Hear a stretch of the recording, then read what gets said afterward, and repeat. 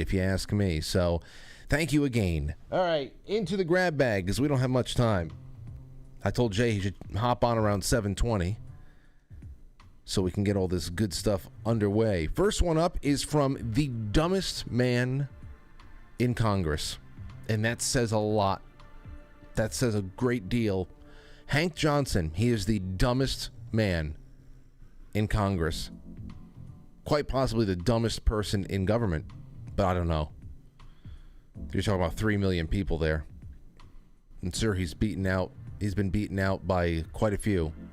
But listen to this. He's talking about the hundreds of thousands, if not millions more, illegal immigrants, foreign nationals that are rushing our border, which, of course, if Democrats can't bring themselves to speak harshly about members of certain terrible violent gangs,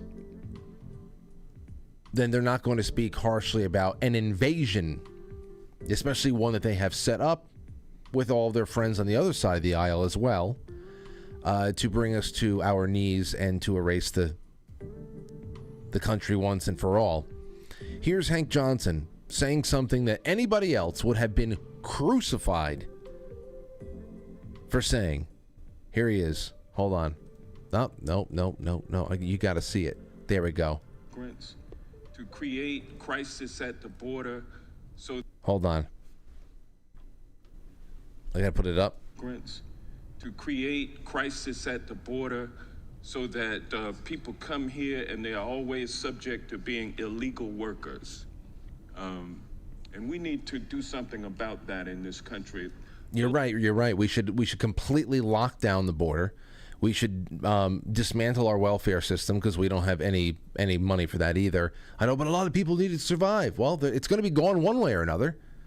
It's going to be gone one way or another. So how about we figure out ways of trying to bridge the gap a little bit by at least excluding and de-incentivizing all of the illiterate unwashed masses from the third world coming here to take money that at least some of our poor domestic citizens would be able to use for a little while we try to figure out a way to salvage the system and spill ourselves into something new. I don't know, but Hank is an idiot. He's an idiot. He hears other people talking and he takes notes, and then he goes out there and he tries to duplicate it, and it sounds worse than the people he's copying. And we need to do something about that in this country. Those folk who are coming across are the ones who are helping to put food on our table. Without them, we're not able to eat. Mm-hmm. If you turn them away, if all of them were turned away, and then this legislation passed, making it easier to get at people who are already here legally, and you have no immigration, then we would have no food on our plates. We have 340 million citizens in this country. Well, I don't know if they're all citizens. 340 million people, then probably tens of millions more unaccounted for. And this guy is saying that if we don't have people who are illiterate in their own languages bum rushing the border by hundreds of thousands and millions at a time, who's going to put food on our plates? They are trying to create a permanent dependent underclass of people so that they can once and for all overwhelm and erase a dehumanized bunch of citizens, us, that they have long since wanted to separate from. This is the dumbest man in Congress, and he's saying something. He's saying with all the endless outrage performances that are out there about the ancient memory of slavery in this country and elsewhere around the world. Not elsewhere, because it's thriving in all the countries that are supposedly more noble than us. But Hank sounds a lot more. He sounds a lot like a disaffected slave owner, doesn't he?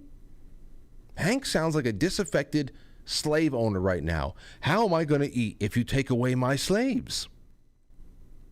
Who's going to put food on our tables if we don't have an army of illiterate South Americans picking radishes for us? He sounds a lot like a disaffected slave owner, if you ask me.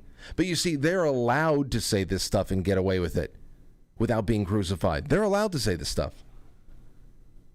And of course, people will just say, oh, well, that's Hank trying his best. He's trying his best. But here's a little bit more from Yahoo. Let's see here. U.S. braces for migration surge with thousands of forces at the border. Yeah, handing out diapers. The United States on Wednesday was readying its response to an expected surge of migrants seeking to enter, with officials saying 24,000 law enforcement personnel have been deployed to the Mexican border.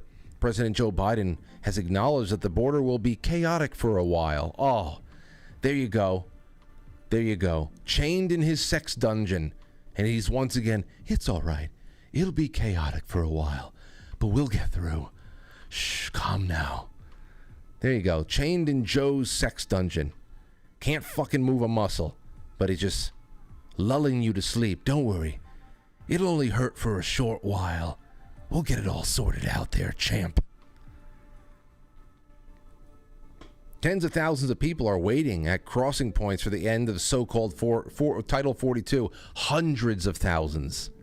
This is Yahoo trying to make it sound like it's just a drop in the bucket. A senior administration official said that 24,000 border police and 1,100 border processing personnel have been deployed. Processing personnel. They're stamping people. They're giving them passports. They're giving them court dates for which they will not show. The Pentagon has also been sending extra troops to the border to reinforce 2,500 already in place. Again, to change diapers, not to keep people from crossing into this country. Now, the best part is this, that, what do they say? The administration counters that it has expelled a record number of migrants thanks to coordination with other countries, with an official saying that more than 3 million people have been removed over the past 2.5 years. Yeah, and they come right back in. A lot of times they count those removals. You know, everybody likes to say, hey, the Obama administration was deporting people far more than many Republican administrations were. No, they were turning them around at the border, sending them 3 yards into Mexican territory. They would walk a mile down the way, come back in, and every time they are apprehended, turned around, and come back in, that is one more. One person could be deported 5 times. All right. It means nothing, and they keep saying, well, listen, for fairness, Obama was a prolific deporter. Oh yeah, have you read into it? No, he wasn't. The Biden administration has also insisted that it will take more humane approach, including not taking children away from whatever adult human beings are dragging them across the desert floor. One of the most controversial measures under Trump. That was actually the most humane thing that you could do, because children are being subjected to horrors along the way because their actual parents are pairing them up with drug dealers and human traffickers of any stripe for a couple of pesos.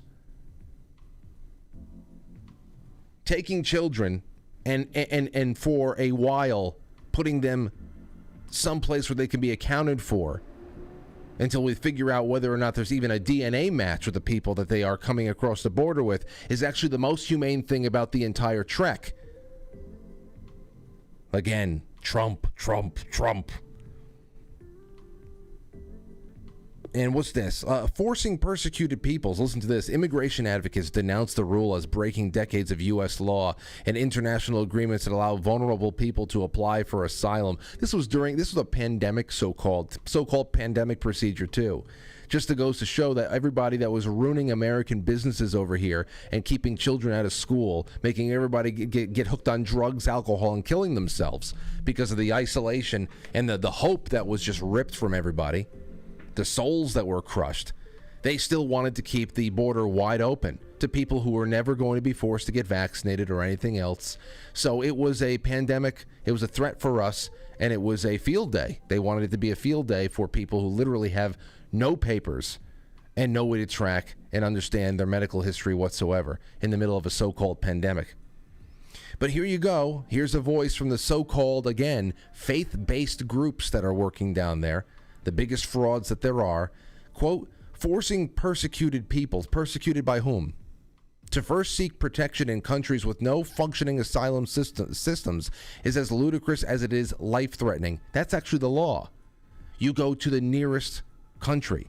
You don't get to be in you know, the very tip of South America and choose which country you want to go to 10 countries away.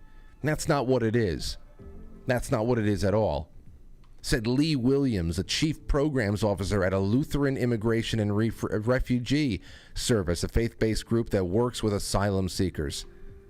I couldn't wait any longer. Now we go into the sob stories. Now we go into the sob stories. I couldn't wait. I have been waiting for 4 months trying to lodge my request and get the hell out. Get out. Get out.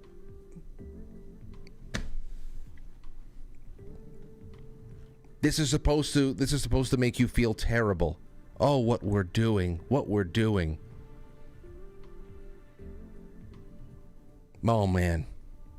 So listen, I understand why everybody gets at least some temporary forms of satisfaction when someone like Greg Abbott packs people into buses and sends them to the cities that are overrun by this suicidal mentality that has sponsored this kind of behavior and encouraged this kind of behavior, this end game that is playing out before our very eyes. And all of your do-gooder friends, they can be do-gooders to the day they die, and they're going to be at least in private wondering what the hell have I done, because they're going to the suburbs now. The cities are overpacked. They're going to the suburbs. That is what's playing on all the local news stations around here. They're being packed into the suburbs now. And there you go. So, bye-bye, Miss American Pie. And all while the chaos at the border and chaos in Ukraine and chaos all over the place, and Tucker Carlson's leaving here, and Donald Trump is being manhandled in every court that Democrats can cobble together 12 nuts and a jury. The Biden family, as it seems, tried to hide over $10 million in foreign payments, according to House GOP. So, of course the Republicans would say that. Say the morons. House Republicans laid out evidence of a vast network of Biden family dealings which reek of corruption, including the Biden family receiving and tried to hide over $10 million in payments from foreign nationals, a previously undisclosed $1 million in Romanian-linked payments, ties to Romanian influence peddling, a web of 20 LLCs created while Joe Biden was vice president with a complicated corporate structure, their shell companies.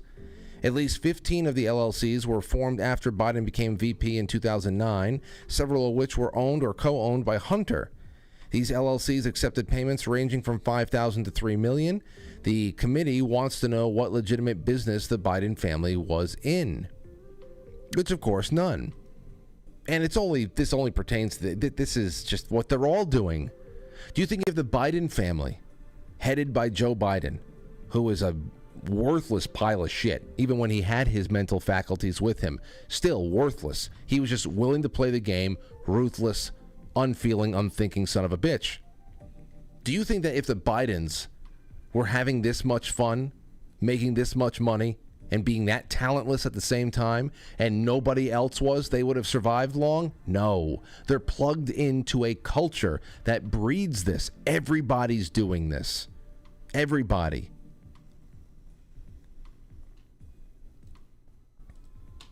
Everybody.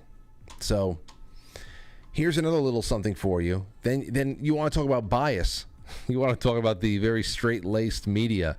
Well, CNN, they tweeted this out last night. I could not believe it. And many people had the same response. Look at this tweet. They just come right out and say this. They go right for it. Right-wing extremist Tucker Carlson. They didn't even put in commas.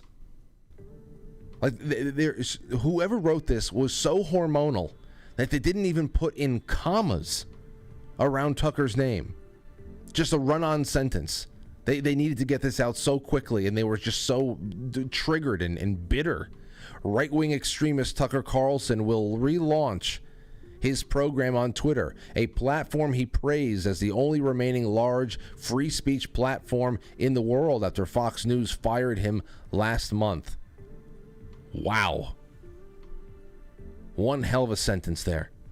Very, very hormonal. Very hormonal. I wonder what teenage girl wrote that. So they can't even help themselves.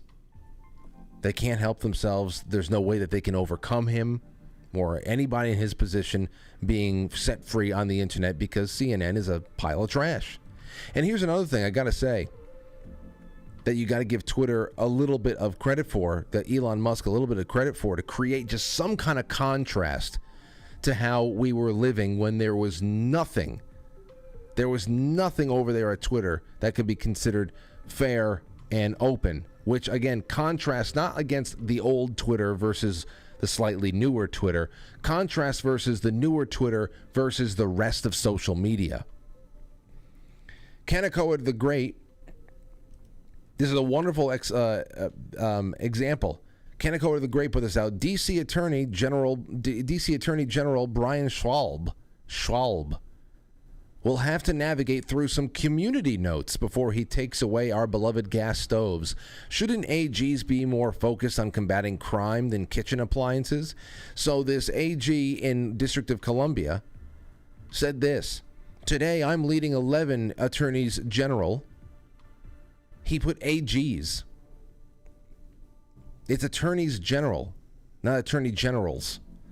11 AGs calling for federal action to address the health and safety risks of gas stoves, which emit pollutants that have a desperate negative impact on children and undeserved communities. Underserved communities, and put DC residents at risk of asthma and other respiratory illnesses. Remember, they're not coming for your gas stoves. But the DC Attorney General wants to band together with other leading AGs around the country to call for federal action to address gas stoves. But, of course, he got community noted. According to the largest peer review analysis of any link between gas stoves and childhood asthma, 500,000 plus children sampled worldwide, there is no evidence of an association between the use of gas as a cooking fuel and either asthma symptoms or asthma diagnosis. This is the one thing you can say that we have not had. It is so critical. The fact that they've been able to just proliferate this bullshit. So it's a lot harder to gaslight on Twitter. And this is the big reason why people are becoming more interested in at least having a burner account on there. And the fact that someone like Tucker Carlson is going there to set up shop for his show is really just a very smart move. Maintain your independence and... oh man, the re is going to flow. All right, let's start this show. We will be right back with Jay Dyer. Do not go anywhere.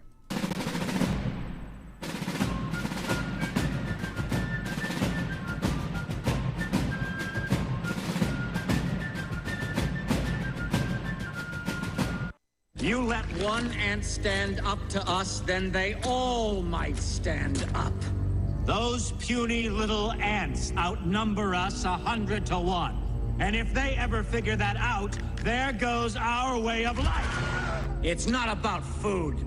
It's about keeping those ants in line. That's why we're going back.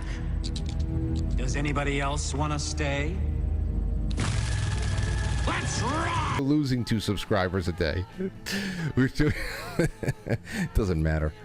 Have fun over there on Rumble. Please like the stream. It's the only major platform. The independent platforms, they're there for very specific purposes, and we want those to grow too. But right now, it is fertile ground on Rumble, and if you can please just give it a nice thumbs up, then it will. I'm sorry, my computer is completely glitching out here. I thought that all my problems were going to go away, and it's actually gotten worse. So over the weekend, Jim Lee is going to be diving into this machine, and we are going to figure out if maybe the updated BIOS and the operating system will do the trick. And if that's not the case, then we're going to be looking at Hardware.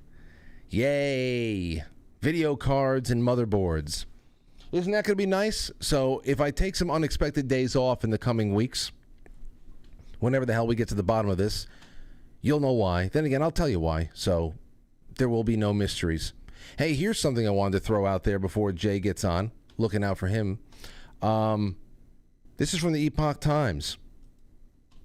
The FDA now approves the first pill containing human feces. That's right. Eat your shit. Clinical trials indicate success, but there are risks and many unknowns in the novel therapy.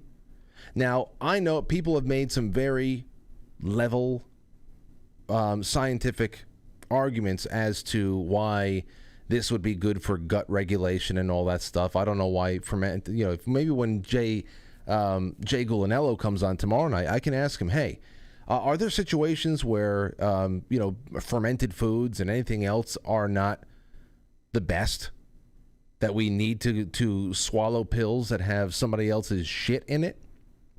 I don't know. Maybe he'll be able to give me some insight on that. Patients needing a fecal microbiota transplant for recurrent, C. diff. Now, C. diff infections. I know how bad this is.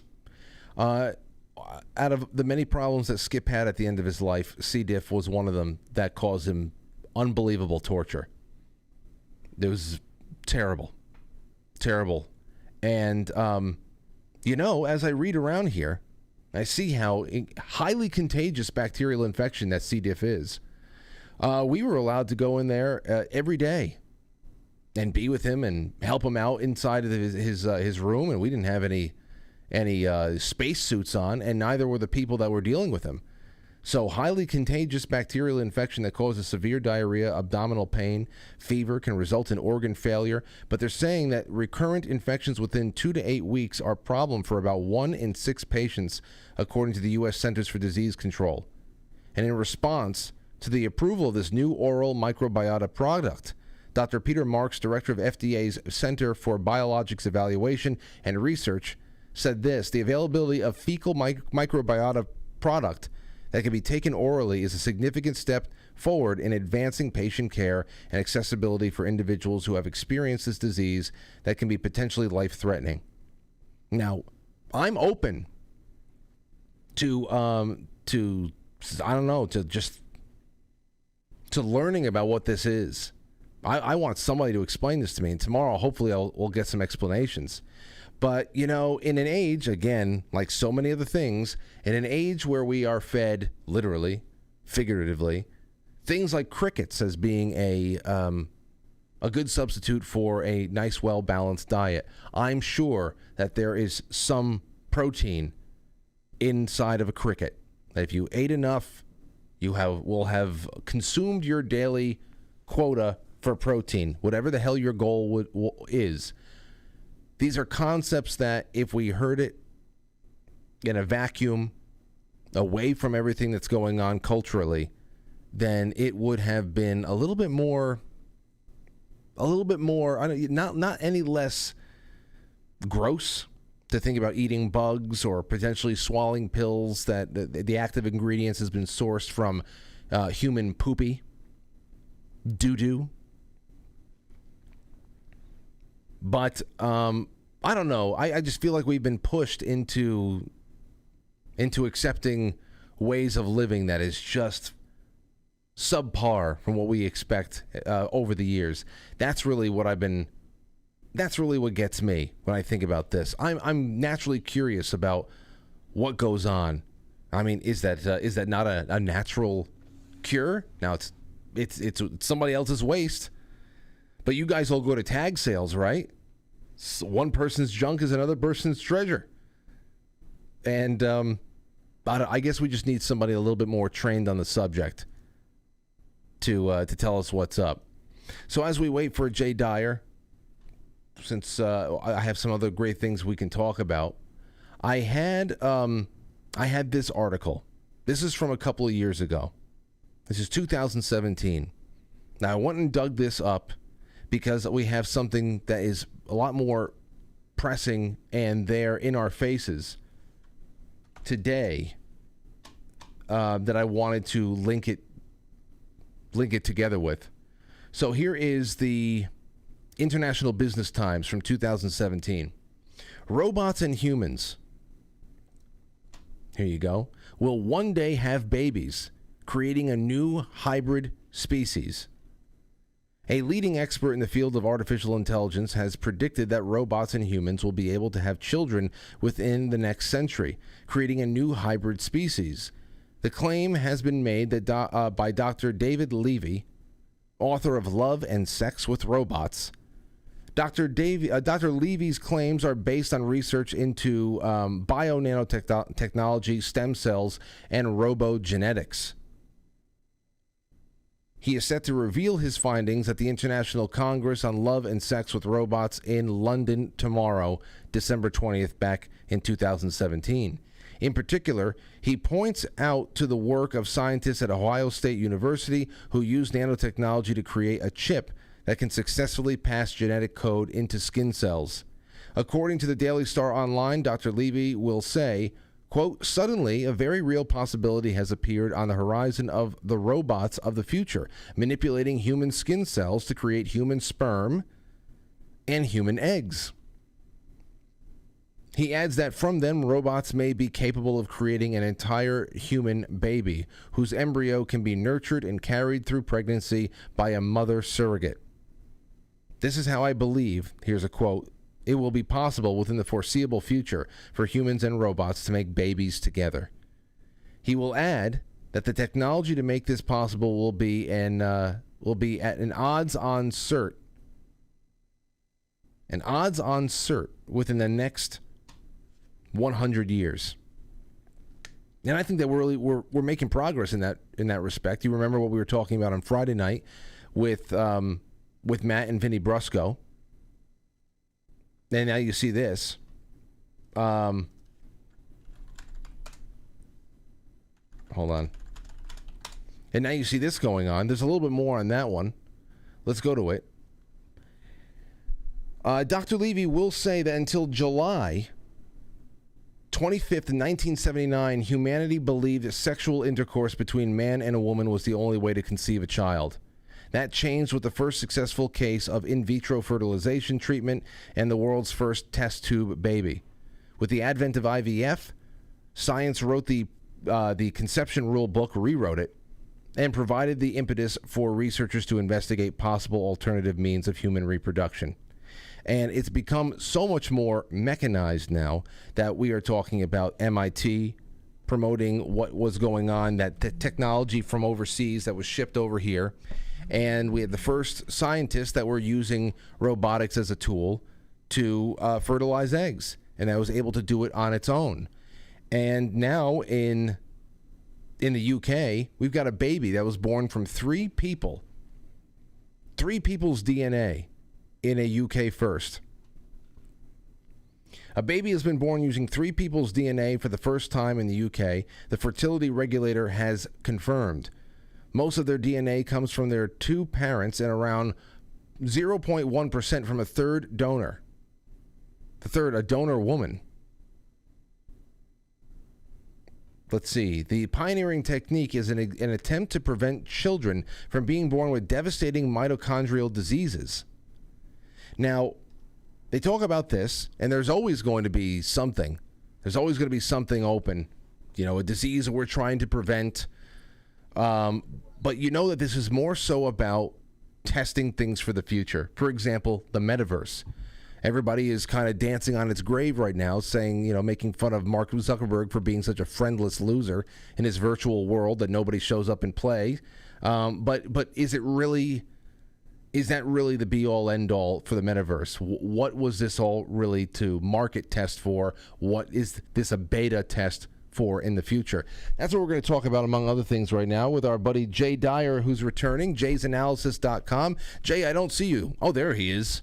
Yeah, I'm here. What's going on, bro? Hey, what's up? Oh, man, it's good. Oh, hold on. Where the hell have you gone? I'm trying to see where the guest caller is. Wait a second. You should be showing up, and for some reason, you're no longer on screen with me. But anyway, how has everything been, man? The last time we spoke, that was right before all of your wonderful work with Tucker Carlson came out, and you've been, obviously, you're always making great appearances all over the place. So, How's life been? Busy, I'm assuming. Yeah, I've been joking that I accidentally got him fired. So, right. Our skit was the, thing we snuck in right before he was let go. So I don't think that's really the case. I don't think Klaus made any phone calls and had Tucker fired. But I do think that, it was exciting there to get it in. And I think that was due to him just doing too much edgy red pill content. He's been doing that pretty consistently for the last several years. And, there's just a point where it's too much, especially if they want to have everybody in total control media wise for whatever operations they have lined up for the next few years. But beyond that, we've been really busy just kind of cranking out content, working through various books. After you and I did the breakdown of Brave New World, I went on to read some more Huxley texts and found a lot of really crazy stuff that went along, very, very closely with what we talked about. I covered Doors of Perception and another essay that he did called Heaven and Hell from Huxley. And there's also an essay at the back of this book that deals with drugs being used on humanity. And of course, he always writes it as if he's kind of this pseudo-liberal, but there's a lot of MK Ultra stuff in this. Basically, this book, in my view, really solidifies that he was 100% part of MK Ultra for sure. In the Doors of Perception. Anyway, that's what I've been doing, and working through some other texts as well. The Doors of Perception, that is actually how the Doors got their name, the band, right? It is. Yeah. Correct. Yeah. I knew that's one thing that they had taken from Huxley, and I thought it was interesting. One other thing about Tucker Carlson there, too, I wanted to ask you about, because it links into something else that you've done recently. And, I was watching a lot of the screeching reactions to him bringing his act to Twitter, and how during his announcement he sort of channels his inner Howard Beale, going on about this universally deceptive nature of the media, and how it's just how it's there to present you a very controlled, limited hangout product that doesn't advance humanity in any way, shape, or form. And I know you just finished doing a dive into the movie Network recently, and I'd love to talk to you a little bit about that in your because especially with one thing, but I want to hear your overall thoughts. When I watch Network, I look at it as, the truth in a vacuum here. The biggest thing I think is really clever is the fact that the audience in the movie, to me, is a reflection of the audience watching the movie at home. And do we understand that Howard Beale, do we understand what he's telling us, the seriousness of it, or is it just slapstick form of commentary? If it is that serious, what do we do about it? Do we just keep tuning in to new rants every week? Is that enough? I think it's wonderful that you jumped into that movie recently. Yeah, we covered it last night, and that was a suggestion of some of the fans of my stuff. And for whatever reason, I'd never covered it. I'd watched about half of it many, many years ago, and I wasn't near as savvy now at that time that I am now about how all this works. And so I'm kind of glad I didn't really watch it back then, because I really wouldn't have understood it. And watching it this week before last night's live stream and going deep into it, I was blown away by a lot of things. I mean, this movie has the subtext of Operation Mockingbird, even though it's not explicit. All of the news stories that are mentioned in the movie are really famous 70s era CIA connected psyops. At one point, they even mentioned CIA operations, investigations, and black ops. They mentioned Kissinger and OPEC and Bilderberg, basically.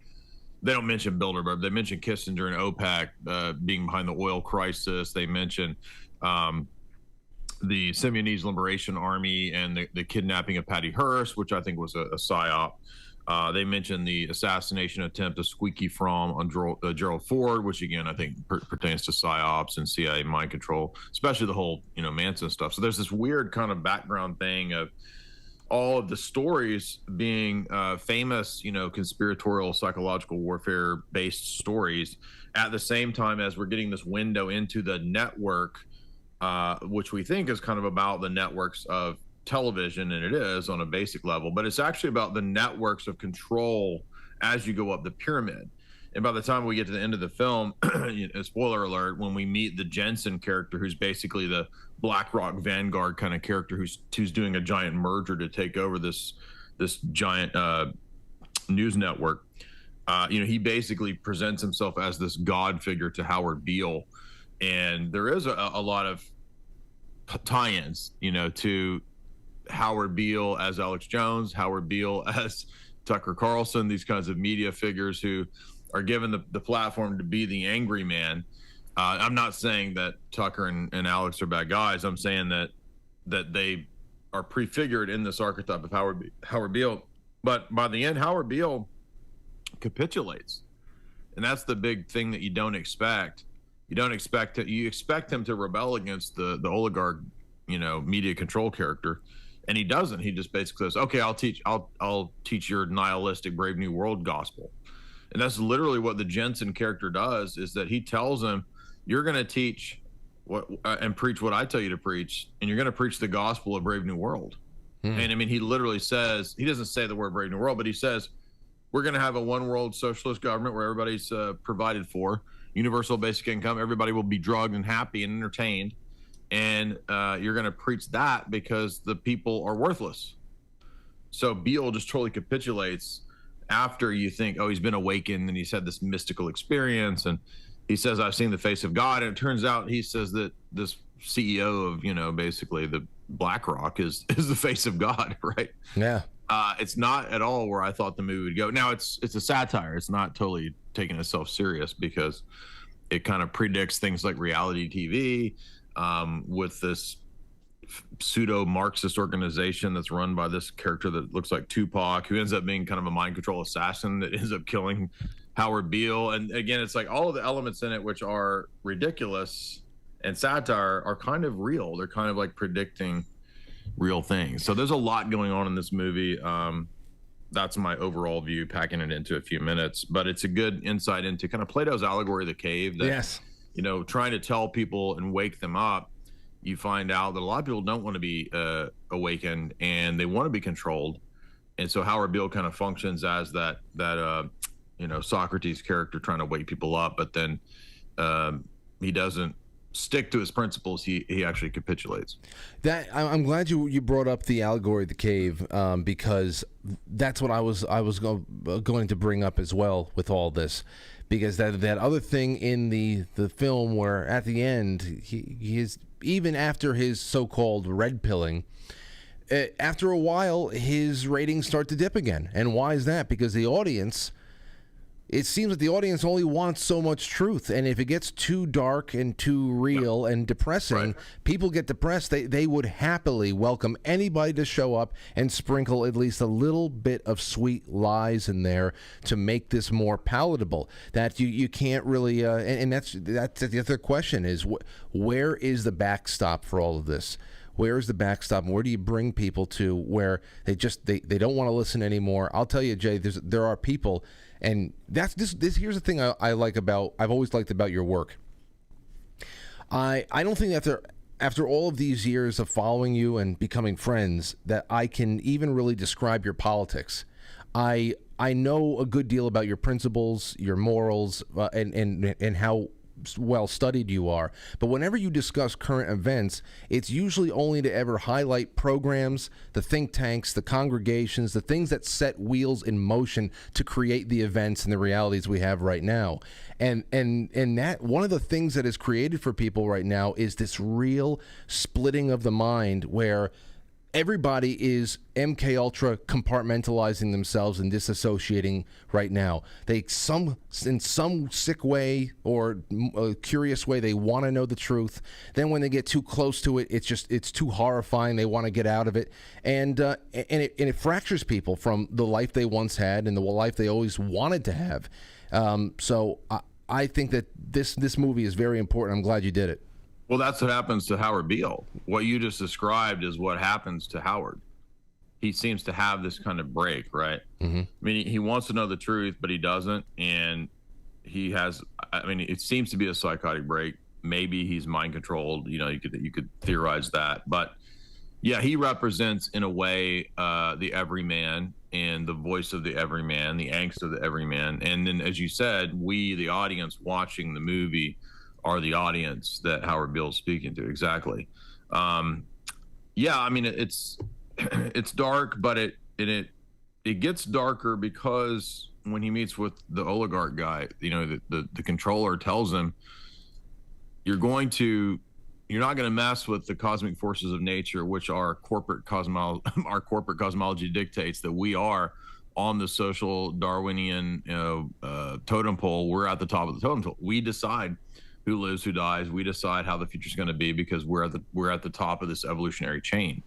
And so it's all just a self-justifying machine. And I was just so surprised at the fact that he's literally, it doesn't mention 1984 and Brave New World, but that's what he says. He says, do you understand there's not nation states anymore? There's corporations, and all those corporations will no longer be corporations anymore because there will eventually be one corporation. And that one corporation will give everybody a basic income. It will give everybody entertainment, and it will give everybody drugs. So it's a one world government, he says, that is the end goal. And he actually calls it Marxist socialism provided by the corporation. And that's funny because there's Marxist socialists that play an important role in the story, because there's this ecumenical liberation army, which is this silly group of Marxists, right, that are fighting for profit shares when they get their reality show. So there's going to be a reality TV show based on these street level Marxists, and they have all these hagglings with the lawyers to figure out what their royalties will be or whatever. And so that's like the joke level Marxism, but the real Marxism that's going to be provided by Jensen in the story is the Unicorp, the big giant conglomerate that will create this global government, the real Marxism, the real socialism to control everyone. And the weirdest part that I didn't expect was that he said that the future is for humans to be humanoid, not to be human anymore. And that's represented by the Faye Dunaway character, who's the woman, the executive woman, and she's a total sociopath. She has no conscience, no feeling at all. She's a radical feminist herself. And she talks about when she was in college having done, countless LSD trips, and she actually had a psychotic break, and she was going to jump off the roof. And she's talking about all the guys that she slept with, and she doesn't have any feeling anymore. And she likes to, in bed, she likes to be like a man. And so she's like this radical, inverted feminist type of, so-called business, leaning in boss lady chick. And she's exactly what is described as the future by the Jensen character, right? This kind of a humanoid, right? Because the Max guy, the guy that has an affair with her, he describes her as a humanoid. He's like, you're not human, you're something else. Yes. And she represents that Tavistock, new age feminist future creation that is also part of the backdrop of this film, because there's a bunch of references to new age stuff and to feminism because it was getting really popular in the 70s. Yeah, there's so much, and especially Faye Dunaway's character. It's just the coldness there. It's a very she's kind of like Lenina, right? Remember Lenina? Absolutely. Yeah. Although I would say Lenina was a little bit less calculating. She was a lot more ditzy. She was a lot more ditzy, true. and Faye Dunaway is a lot more ferocious in Network. But I would say, speaking of totem poles and hierarchies, I want to take this kind of essence here and bring it out to other things. Totem poles, hierarchies, and food chains. The coronation. Over the weekend, you had to have been observing it at least a little bit. It's the first coronation I ever watched, at least in highlight form. I did not understand how religious an event it was. But what have you taken away from the ceremony, the circumstances, the responses from the public? I'm interested in your take. I did a pretty long live stream breaking down my thoughts on it. It was a little too spicy for YouTube, so I had to kind of move it over to Rockfin. But my overall thesis there was that it's kind of a ridiculous clown show in a way, because even though the royal family has a lot of power, a lot of wealth, and so forth, they're obviously putting on pageantry because they don't take Christianity seriously. They don't take the Bible seriously. For them, it's just a kind of a wallpaper. It's kind of a veneer. And, they run, if you know the history of the British Empire, and I, after that coronation yesterday, I did a live stream, or 2 days ago, I did a live stream on the history of British intelligence. And I wanted to do that because, after reflecting on the coronation and thinking about the British Empire and the history of the British East India Company and how, nefarious it was, it's kind of the model for corporate governance. I went into the history of British intelligence and how they really subverted the U.S. and set up the U.S. intelligence structure, which is our shadow government, right? It was William Stevenson and all these figures that came over from British intelligence to set up through the British Office of Security Coordination, the OSS, and that becomes eventually the CIA, which is more or less our one big arm of our deep state. So, that's what that represents to me. It doesn't represent anything remotely close to Christianity. And to me, it was more of a Masonic type of ceremony. And I'm guessing now that he's the king, if his mom was the previous head of World Freemasonry, then I'm assuming now he would be the official head of World Freemasonry, right? So I see it more as a Masonic ritual than anything that was actually like a Christian ritual. They even have a cloak that they put up where you can't look upon him when he's anointed, like it's the Holy of Holies, in terms of there was just a lot of weird stuff going on, and everybody really felt it was kind of weird. In Christian theology and the history of the church, you do have a coronation service that's done, but it's not anything. I mean, there might have been some trappings and some remnants of that service buried in this service somehow, but this again was more of a Masonic thing, because you have Muslims and Hindus all present and kind of talking about readings, doing religious readings and prayers, and so it's very much like a new world religion, ecumenist type of thing. And keep in mind that Charles is a BFF with Savile and Klaus Schwab and all these, I'm glad you bring that up, Jay, because I don't know. Like you said, I don't really believe that they really care about the Bible or the faith or anything like that. But my question, as I'm watching this, whatever I did watch, is do they even care about their their realm, their kingdom there? Because I know that when it comes to the monarchy in the UK, it's not a very big it's not a very big deciding factor in how things go now with the parliament there, at least on the surface there. But with the intelligence that they have, with the kind of influence they put over the world, the wealth, all that stuff, why? What does the kingdom matter if it's been sacrificed like every other Western nation on the altar of mass migration? I don't understand that at all, that they allowed London to be mostly Pakistan at this point.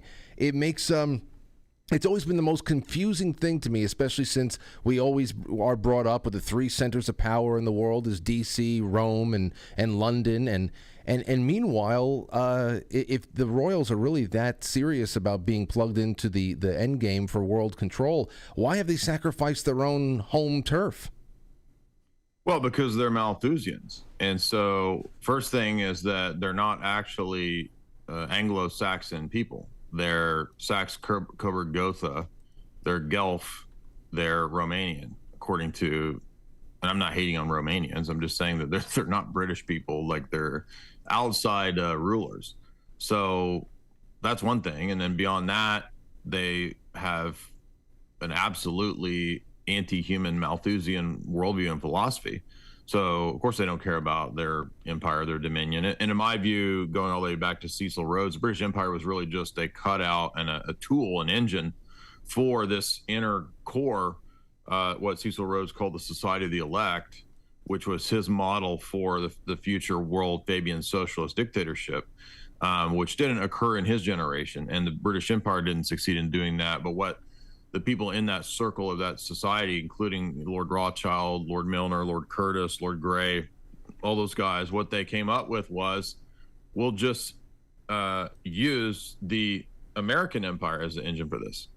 And that's precisely where we are now. And it was the intelligence agencies, particularly British intelligence, that were instrumental in subverting the country, our country, and turning it into an engine of these people. So that's a great point. Yeah, it has nothing to do with the Brits themselves, because they're seen as cannon fodder and useless eaters.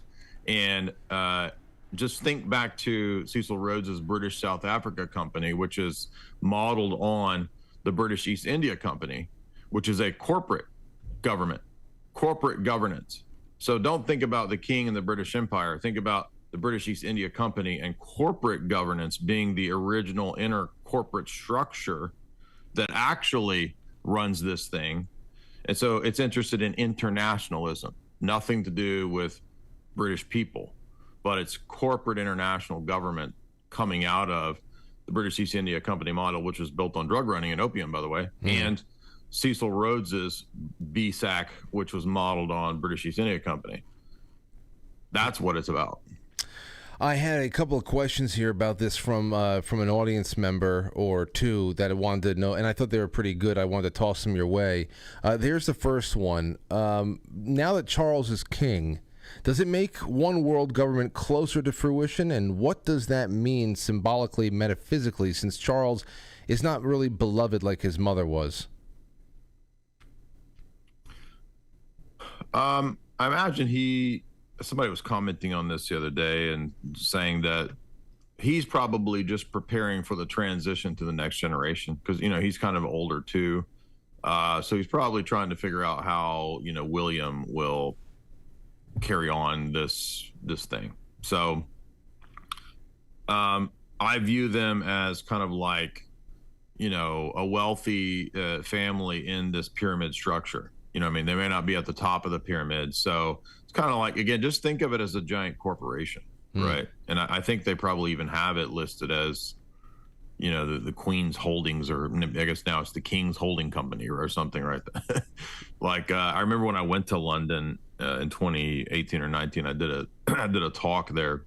And, when you go around and you buy the souvenirs and everything, like, it says something like, property of the Queen's Holding Company or something like that. So like, even when you buy a souvenir, right? I mean, it basically just goes to the Queen's brand is what I'm trying to say. Yeah. It is a brand. It's just another kind of big company is the way I would view it. Well, moving on from that then, because that fits into WEF, right? So I think that, you're just going to get more of the same. So whether it's the Queen or whether it's him, that itself is not really going to matter. Whether it's William, it's going to be more of the same. Yeah, there are other people asking, did the Queen's long life put any of the world government plans on hold? And I was like, I mean, over the last 70 years, that's where all the biggest moving and shaking has been done. So I don't see how anything was really paused. And in the short amount of time that Charles is king, I'm sure that he's going to continue to keep all of his associations, as you pointed out before. And I want to move on. So from totem poles and hierarchies, I want to go to food chain for a second. Speaking of WEF, the crickets and all that stuff, I was talking about how the FDA has just approved the first pill containing human feces to regulate gut biomes for people who are having really hard times.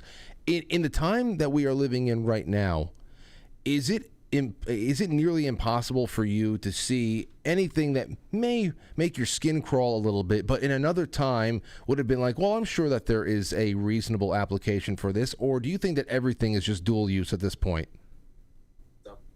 What do you mean by dual use? Like they want us eating bugs, they also want us eating shit. Is this a form of some kind of a form of fealty as well, or how far do you go with your suspicions about where we're being pushed as far as the? I think a lot of these things are humiliation rituals. So I think that they're ways to intentionally degrade the population. That's a big part of this. I don't know if anybody here has been keeping up with like what we've done with Tavistock in the last month or so. So since you and I had done the Brave New World breakdown, I did Doors of Perception, Heaven and Hell, and then I also did Dr. John Coleman's Tavistock book. You can never find a physical copy of that, but I did find it online. You can find PDFs and audio versions of it. But so I dove deep into that, and Dr. Coleman has the thesis that the public has to kind of be put through debasement rituals to initiate them in and bring them into this next phase of the New World Order. So that's what I would say a lot of this is with, poop water and Bill Gates trying to come up with ways to recycle, shit water. I mean, all of this stuff to me is a debasement ritual. Well, the FDA also, I think it was this past week or this past month, I forget when it was, but they also approved that Good Meat, the Good Meat Company, the lab-grown meat. It's made with, they call it immortalized cell lines. So our friend Raw Egg Nationalist, he said that this is functionally indistinguishable from cancer, and they're using these immortalized cell lines in the same way that they use immortalized cells from children, from fetal cells from decades ago to create vaccines. The same thing that they want to start doing to grow new generations of fake meat. So have you read Dr. Mary's Monkey? No, it sounds horrible. It's about this. It's about the SV40, and it's about the immortal cell lines. So yeah, that's actually where I think the SV40 came from, was that immortal cell line that you're talking about. And so the idea is, well, cancer seems to be kind of indestructible, so maybe we could learn from it how to extend life, right? That's the logic behind it. And supposedly there's this black woman who had some kind of special cell line. I mean, I don't know if any of this is true. This is just what they say in the literature. And so they wanted to study these various cell lines. People have this specific genetic, structure. And I don't know why they would tie that into the meat and all this kind of stuff, except that I think they just want everybody convinced that the synthetic versions are better, and that's good for the planet, good for the earth. And really all that stuff is, in my view, like a Trojan horse to, basically kill you off, toxify you, give you a slow kill, so that the medical industry can feed off of you for the next several decades. I mean, that's what all that fake food is about. So if they create a new market, make it a fad, toxify people with it as part of eugenics. It's all that, in my view. Well, going from there, from things that we interface with, and then more Brave New World themes that we were talking about, which is, of course, how the book opens up inside of the hatcheries. I brought up a 2017 article when I was preparing the way for you to come on tonight, and it is, let me see here, get you on the screen with me. Here it is from International Business Times. The headline, Robots and Humans Will One Day Have Babies, Creating a New Hybrid Species. And it goes into how there is going to be this very definitive trail of events that's going to pretty much merge human reproduction with robotic, I don't know, I would say mechanisms and all that, and it would be a team. We would form team. We would team up with robots to repopulate the earth. And then we get this a day ago from the BBC. Baby born from 3 people's DNA in the UK first. Now, late last week, Jay, we just read a report on Friday night from MIT that robots for the first time had fertilized human eggs on their own, working on behalf of humans. But you have robot insemination, robot fertilization. This baby is now born from 3 people's DNA. They say it's to combat mitochondrial disease. And we just did this. We just did this in March with Brave New World. Yeah, isn't that wild? I mean, we were working our way through this. And by the way, not discrediting our chats, I thought our breakdown of Brave New World was excellent, like next level stuff. But last year, Jamie and I my wife and I, we did every dystopian movie in terms of their chronology. So, we encountered a lot of these same ideas going through all the movie incarnations of this stuff. And I think that a lot of for me, I tend to be skeptical on some of these fancy science stories when they come out like this, not because I don't necessarily believe that it can happen. It's just that I know there's a lot of propaganda in these big science articles that come out. So I just tend to take a more skeptical view. Again, it's not that I don't think that they're trying to do these things. They absolutely are. But a lot of times the news articles will kind of propagandize it like they do with transhumanism or like they do with AI. Oh, the AI is alive now, right? Yeah. And this kind of nonsense. In my view, that's propaganda. So when I hear these kinds of stories, I don't necessarily automatically believe them, but I mean, entirely possible that I'm sure they are working on these kinds of things. And I think this is just ultimately to remember, like you put in your title, Mecha Reproduction. Remember in Brave New World, they say that the point, Huxley says, the point of it is to divorce procreation from the sexual act. So as long as they can separate the two, it's all good. And that really is the underlying principle behind all of this stuff, right? To end the family. And when you see these kinds of articles like that coming out, that's propaganda to end the family, because it's like, yeah, that's Huxley says, you know, in the novel, this ended the family because families tie you. If you're not created in a lab, then you're automatically tied to a family. If we create you in a lab, you don't have a mom and a dad. Your mom and dad are, you know, test tubes. So you don't have a family. This ends the family. That's the point. And you've seen in the last couple of weeks, a lot of people have now put together these incredible threads of emails, promotional emails coming from corporations of all sizes, startups, mom and pop. It seems like there's an incredible coordination out of nowhere.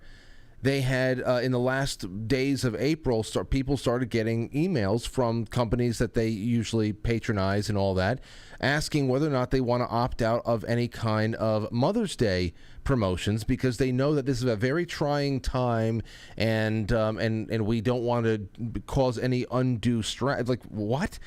So they said, oh, all right, well, I knew what that was all about right from the get-go. They're starting to slowly say, oh, well, let's not mention mothers in front of people. Yeah, exactly. Some people don't have mothers. Some people can't be mothers. Some people think that they should have been born a woman so that they could be a mother. Let's be sensitive. And we'll see what happens with Father's Day. I'm sure that's already starting as well. But I said, yeah, well, they're going to be hate terms. Yeah, absolutely. They're going to be exclusionary. I saw that there was one idiot general, Air Force general, that was before a congressional committee somewhere, that was explaining how they have started to make it they're dissuading people, discouraging people from using any kind of reference to parents in official capacities in the Air Force, at least in that upper yes. rung. So this is happening in very outward and public coordinated ways, and I guess if you look too far into it, you are one of those extremist conspiracy nuts. But it seems pretty easy to me what's going on. Yeah, it's in your face, but it's in your face on purpose. And this is one of the things I was reading about in the Tavistock book, is that they will intentionally do those contradictory things to shock the public. And that's what part of the purpose of future shocks is, to cause catatonic state and apathy in the audience. So these traumatic things that they keep doing, saying, all children can now become some other, biology. There's no such thing as mom and dad, right? That's rolled out in a contradictory way on purpose, right? And we saw this, for example, with Fauci, right? Put it on, take it off, put it on. It helps you, it saves you, it doesn't do anything, right? Contradicting himself. And people think, oh, he's such an idiot. No, you understand, Tavistock has studied the power of the establishment to contradict itself, how that puts you in a fearful, destabilized catatonic state. And that's actually in 1984, like when Winston starts noticing the contradictions, because he works in the Ministry of Information himself, cutting out history and causing contradictions. Mm-hmm. And so he starts realizing, hey, wait a minute, this doesn't make sense. This is crazy. But it's not crazy. It makes perfect sense if you're malicious and devious. I'm glad you said that, because the last set of questions I had and topics I wanted to bring up to you had to do with Mark Zuckerberg and his metaverse wasteland, as everybody is taking a lot of pot shots at him for creating a metaverse, a digital world that barely anybody is hanging out in. Oh, he's such an idiot. Look at what he changed Facebook into Meta, and now nobody's hanging out in his Nintendo Wii world. And I'm saying, hey, I like a good failure story for a technocrat any day of the week, but this guy is too plugged in, and the metaverse, has been far too of an expressly important piece of the future of this fourth industrial revolution that has been very widely publicized by people like Klaus. At that World Government Summit just a couple of months ago, he called out metaverse and AI by name as to it needs to be developed, and whoever controls these technologies in the future will be masters of the world, he said. So as much as they can't get people to buy fake real estate next to Snoop Dogg anymore, to think that this was not a beta test for something that is indispensable to their future plans is, I think, very foolhardy. Yeah, sometimes these kinds of rollouts do fail, right? Like if you remember Google Glasses, like when that rolled out, everybody thought that was going to be like the new big threat to individual liberty, and it was a big tool for surveillance, and it was, but that was just a big flop, right? And I hope it's a flop. Well, if you remember the 2000s, like Sergey Brin had put a bunch of money into Google Glasses, and it just didn't. And so, Metaverse, in terms of its first rollout, didn't really work, which surprises me because I figured they would have done better with it. But it looked so corny and it was so cheeseball. If you remember the videos they rolled out with Mark Zuckerberg standing there in like a 1990s era CGI room, it just looked terrible. It was like Wii Bowling. Yeah, exactly. Wii Bowling. Yeah. Yeah. It's like Max Headroom or something, right? Yeah. And like I'm so excited to tell you about the metaverse. It's going to be great. And it's like, it looks terrible. Anyway, they will definitely tweak that and roll it out in some new form. You're absolutely right that, there's too much invested in that, but I think it's just too soon. It's not really ready to plug everybody into the matrix yet. So, but they will roll it out, for sure. They're not gonna stop with that. I have a question for you about a man named William Gibson. This has come in from the audience as well. I thought it would be interesting to hear you talk about him a little bit.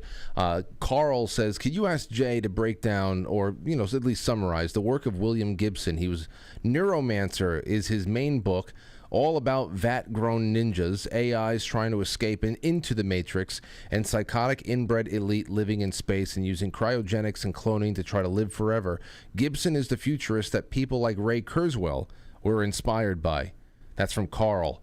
So I never heard about this guy. Neuromancer mentions the Matrix before the Matrix. I think Neuromancer, his novel, came out in 1986 or 87. So, it has the Matrix way before the Matrix, and other things did too. Like, you can see the internet in Ubik by PKD. You can see things like the internet in Asimov. So it's kind of been there, kind of in sci-fi for a long time. But specifically, the Matrix is identified in Neuromancer. So he did have a tremendous amount of influence. I've not read a lot of his stuff, but I did watch the new Amazon series, which is based on one of his more recent things, the one with Chloe Moretz, where she goes into the virtual world. And at first I thought it was okay, and then it turned into a thing like it turned into like time traveling in the Matrix to the future, 100 years in the future, where there's a catastrophic event that has depopulated the planet. And I don't mind the depopulation theme and everything, but it's like just time traveling in it's just, now it's the Matrix plus time travel. I just thought it was dumb. So yeah. You know what I'm talking about? This new no, I haven't seen it, but I know exactly what you're talking about with we watched the whole first season, and I didn't think it was that great, but he has the ninjas in that one too. So yeah, William Gibson does seem to be one of these, kind of predictive sci-fi writers, but maybe more so with Neuromancer than anything else. And I think that's what he's most known for. When you and I have talked about matrices or even cloning, we've brought up Crowley and the Moonchild stuff in the past there too. But since we have talked a little bit more about robot inseminated fertilized eggs to produce babies, I wonder, theologically, philosophically, do you say, there's a lot of people out there, I would say, I don't know how many people have been born because of IVF over the years, but when we talk about a new way of producing human beings in a lab situation where you have a fertilized egg that is put into an artificial womb and that is grown in some kind of a jelly bag for a while, and then it's found. Once we start talking about this, I really wonder.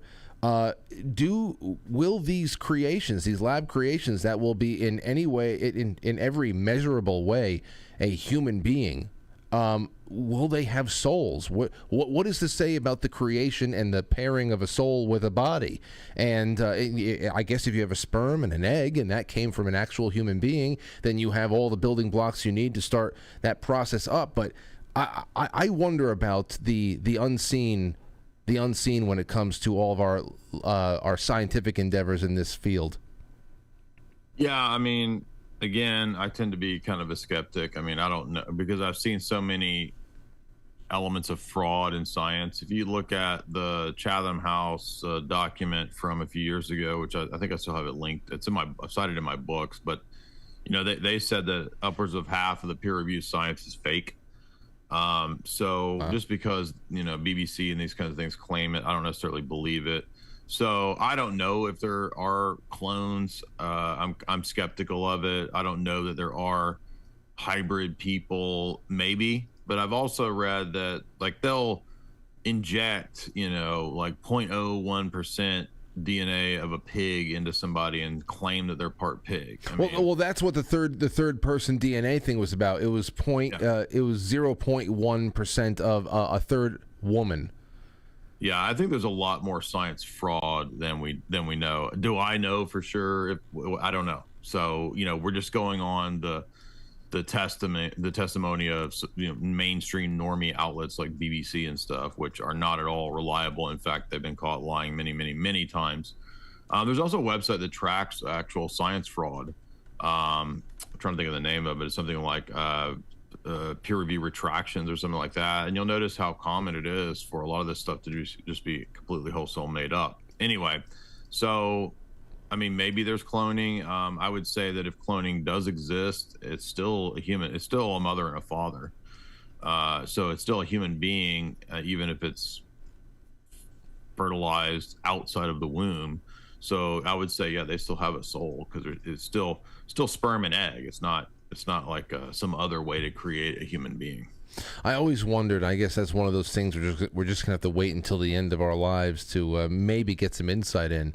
I always wondered about the actual pairing of the soul with the new body. Where did it come from?